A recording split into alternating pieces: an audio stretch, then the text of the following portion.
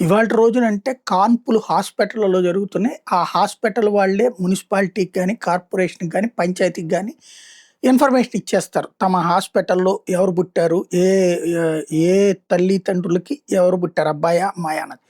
అక్కడ అది రిజిస్టర్ అయిపోతుంది. ఆ తర్వాత మనం నేమ్ యాడ్ చేయడం ఇట్లాంటి పనులు చేస్తాం. అయితే గతంలో అయితే గనక అసలు పుట్టిన తేదీలే గుర్తుండేది గాదు. మా అమ్మ పుట్టినరోజు, మా నాన్న పుట్టినరోజు, మా అత్తగారి పుట్టినరోజు ఆళ్ళకే తెలీదు. అప్పుడేదో ఈ జాతక లెక్కలుంటాయి గదా! రాశి ఇట్లాంటిది. లేకపోతే మనం ఏకాదశి రోజున పుట్టారు, లేపోతే దీపావళి ముందు ద్వాదశి రోజున పుట్టారు. ఇట్లా చెప్పుకొస్తుంటారనమాట. దాంతో అట్లాగా క్లారిటీ ఉండేది గాదు. స్కూల్లో చేరే రోజున మీ అబ్బాయికి ఎంత వయసు? మీ అమ్మాయికి ఎంత వయసంటే, అప్పుడు స్కూల్ రూల్ ప్రకారం 5 ఏళ్లకి చేర్చాలి గాబట్టి, మూడో ఏడున్నా, ఐదో ఏడని జెప్పేసేవాళ్ళు. జేరే రోజు నాటికి 5 ఏళ్ళని రాసేస్తే, ఆళ్ళక అప్పుడు 3 ఏళ్ళు ఉంటే 2 ఏళ్ళు ఎక్స్‌ట్రా పడతాయి. అందుకనినే మనం ఈవెన్ ఫేస్‌బుక్కులు గాని, లేకపోతే ఇతర సోషల్ మీడియా ప్లాట్‌ఫారాల్లో చూస్తే, సెలబ్రేటింగ్ బర్త్‌డే, రియల్ బర్త్‌డే అని 2 రకాలుంటాయి. అంటే పుట్టిన అసలు తేదీ, రికార్డుల్లో ఉన్నటువంటి తేదీ. ఇది చాలా వరకు ఇప్పటిదాకా నా వయసులో ఉన్నోళ్ళందరికి గూడా కనబడేటటువంటి సమస్య.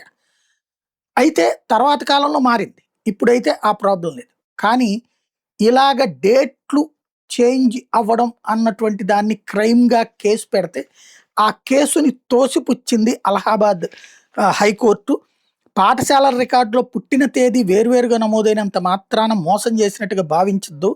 ఆ ఒక్క కారణంతో ఉద్యోగం నుంచి తొలగించడం సబబు కాదని తీర్పిచ్చింది. ఆ వివరాలను ఉద్దేశపూర్వకంగా దాచడం, వాటిని అడ్డుపెట్టుకొని మోసం చేయడానికి ప్రయత్నించినప్పుడు మాత్రమే ఆ వ్యక్తిని దోషిగా పరిగణించాలని జస్టిస్ మంజురాణి చౌహాన్ తీర్పు వెలువరించారు.